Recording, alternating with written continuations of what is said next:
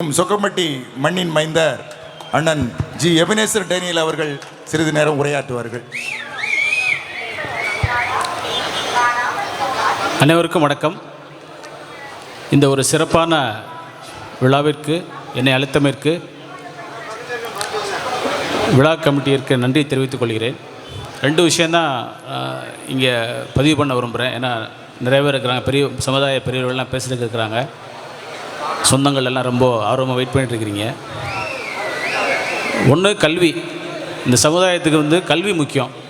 இன்னொன்று நம்ம ஒற்றுமை.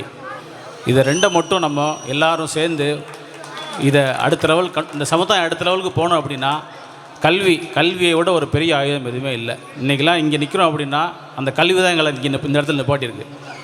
உழைப்பு நமக்கு கைதேர்ந்த ஒரு முக்கியமான ஒரு ஆயுதம். எல்லாரும் உழைக்க தெரியும். நம்மளை மாதிரி ஒரு ஷார்ப்பான மூளை யாருமே இல்லை. உழைங்க, கல்வியை அடுத்த கட்டத்துக்கு கொண்டு போங்க. நம்ம சமுதாயத்தை எல்லாரும் படிங்க, ஒற்றுமையை நிலைநாட்டுங்க. ஒற்றுமை நிலைநாட்டுங்க. இதை மட்டும் ரொம்ப தாழ்மையாக கேட்டுக்கொண்டு விடைபெறுகிறேன். நன்றி, வணக்கம்.